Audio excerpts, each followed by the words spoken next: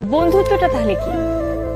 বন্ধুত্বটা বন্ধুত্ব বন্ধুত্ব হচ্ছে এমন একটা জিনিস যে তুমি তোমার স্বামীর সঙ্গে যেটা শেয়ার করতে পারো না, বাবা মার সঙ্গে বা ফ্যামিলির সঙ্গে শেয়ার করতে পারো না, সেটা তুমি তোমার বন্ধুর সঙ্গে পারো। বন্ধুত্ব হচ্ছে এরকম একটা জায়গা। আর বন্ধুত্বের তো কোনো আর বয়স নেই। বন্ধুদের কোন বয়স, আর বন্ধুরা কখনো ছেড়ে যায় না। পৃথিবীর সবাই চলে যাবে, তোমার আমার মেয়ের বিয়ে হয়ে গেল, কিছু সবাই ছেড়ে চলে গেছে, সবাই ছেড়ে চলে যাবে, বাবা মরে যাবে, মা মরে যাবে, কিন্তু বন্ধু কখনো হারায় না। আমরা যে নতুন নতুন আমি ইরেশের একটা নাটক করে আসলাম কিছুদিন আগে কক্সবাজারে। ওখানে এই সংলাপটা পড়ে আমি খুবই মুগ্ধ। আমি ইরেশকে বললাম যে তুমি এরকম চমৎকার সংলাপ লিখেছো। ইয়ের জ্যাকেটে লেখা। হ্যাঁ। আচ্ছা। তো ওখানে সংলাপ ছিল যে সবাই চলে যায়, তখন আমি বলি শুধু বন্ধুরা ছাড়া। আরো একটা জিনিস, আমিও মানে এটা এখন আজকে রিয়েলাইজেশনে আসবে যে হ্যাঁ, সবাই ছেড়ে যায় বন্ধুরা ছাড়া। প্রেম শব্দটার অর্থটা কি আপনার কাছে?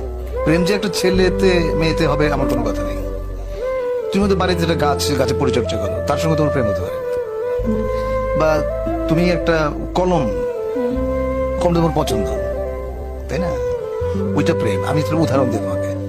ধরো তোমার একটা কলম আছে, তুমি ট্রাভেল করছো ট্রেনে বা প্লেনে, সেম একটা কলম তুমি যদি আরেকটা লোকের কাছে দেখো, তুমি কিন্তু তার সঙ্গে এক ধরনের ইন্টিমেসি ফিল করবে।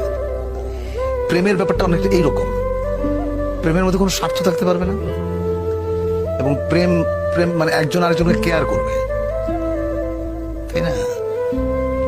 প্রেমের দুজন মানুষের মধ্যে যে প্রেম, সে প্রেমের ক্ষেত্রে সবচেয়ে বেশি ছাড় একজন আরেকজনকে দেবে। কম্প্রোমাইজটা থাকতে হবে। হ্যাঁ, কম্প্রোমাইজ থাকতে হবে, রেসপেক্টটা থাকতে হবে, আর ভালোবাসা তো মাস্ট।